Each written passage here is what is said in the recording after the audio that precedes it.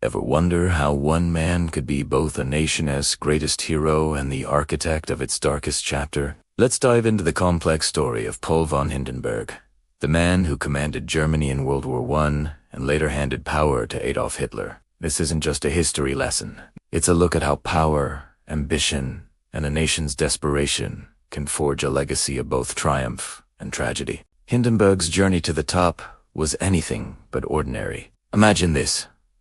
You're 66 years old, comfortably retired after a long military career. Then, the biggest war in history breaks out, and your country calls you back. That is exactly what happened to Hindenburg in 1914.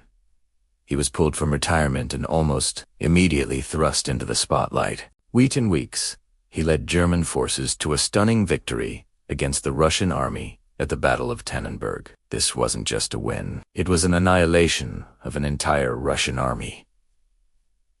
Overnight, Hindenburg wasn't just a general anymore. He was a national icon, a savior. His image was everywhere in postcards, statues, and even massive wooden effigies, where people hammered in nails for war donations. He became the symbol of German strength and resolve. But he wasn't alone. Hindenburg formed a powerful partnership with another brilliant, yet ruthless, military mind, Erich Ludendorff. Together, they became known as the Hindenburg-Ludendorff duo. While Hindenburg was the stoic, fatherly face of the command, Ludendorff was the aggressive, detail-oriented brain behind their operations. This duo was so effective and influential that they essentially created a military dictatorship within the German Empire. They didn't just command the army. They directed Germany's politics, economy, and society. The Kaiser was still the head of state, but in reality, Hindenburg and Ludendorff were pulling the strings, making decisions that would shape the destiny of millions. By 1916, their power was absolute. Hindenburg was appointed chief of the general staff, the highest position in the German military. With this authority, he and Ludendorff implemented a strategy of total war.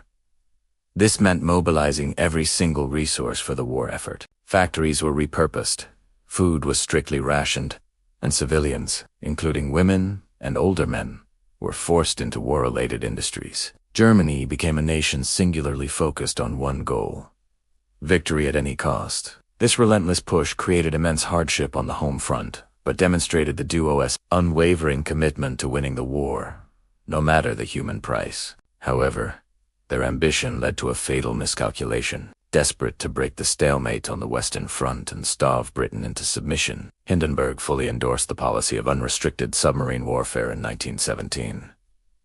This meant German U-boats would sink any ship, military or civilian, neutral or enemy sailing in the war zone. They gambled that they could cripple Britain before the United States, outraged by the sinking of its ships, could effectively enter the war.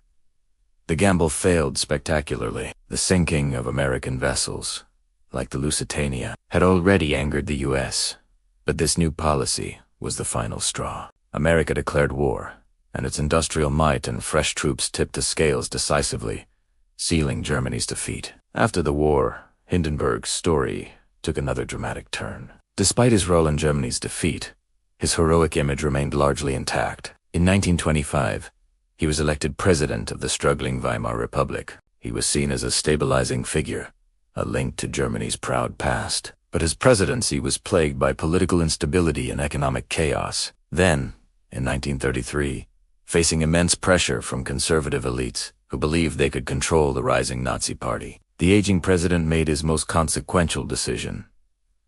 He appointed Adolf Hitler as Chancellor of Germany. Hindenburg underestimated Hitler, thinking he could be tamed. Instead, he opened the door for the destruction of German democracy and unleashed a catastrophe upon the world. From the pinnacle of military glory to the depths of political disaster, Hindenburg's life serves as a chilling reminder of how the decisions of a single leader can echo through history. Thanks for watching. If you found this story fascinating, don't forget to like, subscribe, and hit that notification bell for more deep dives into history. See you next time.